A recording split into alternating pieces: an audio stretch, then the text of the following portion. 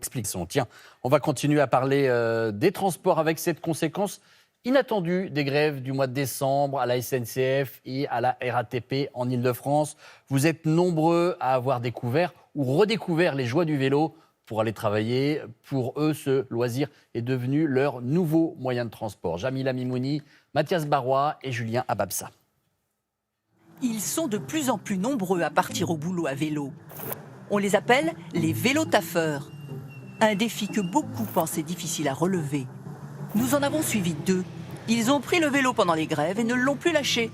L'un, un vélo de course, l'autre, un vélo électrique. 8h du matin à la Selle Saint-Cloud en région parisienne.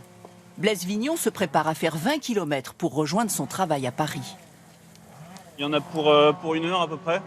Le matin, c'est en descente, ça va un peu plus vite. Et puis, il ne fait pas très beau. Il y a 2 mois, il prenait un train et 2 métros et mettait 10 minutes de moins. Ouais. Ça, c'est le train que je prends quand je ne suis pas en vélo. Et il arrive avant moi, mais après, dans Paris, je le rattrape.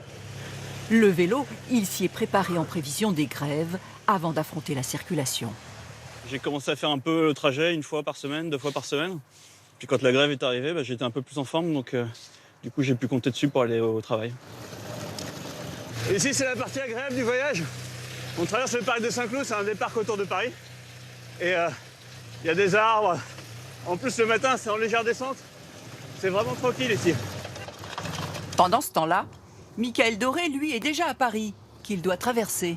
J'ai commencé pile poil au moment des grèves, c'était le 5 décembre je crois. Au début c'était un peu dur, les premières semaines. Mais maintenant complètement, ça fait partie de mon quotidien. 5 jours sur 7, je prends le vélo, donc ouais, je suis habitué aujourd'hui. Son trajet, 18 km. Désormais, il met 45 minutes au lieu d'1h15 en transport. Et lui aussi doit traverser des paysages bucoliques. On va rentrer dans le moment préféré finalement de mon trajet. C'est le petit passage dans le bois de Boulogne. Et c'est aussi l'avantage que j'ai trouvé à faire du vélo.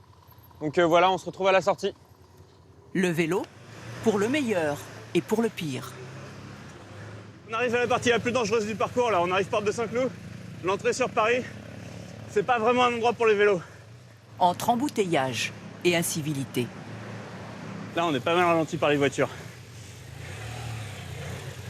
Surtout quand elles sont garées n'importe comment.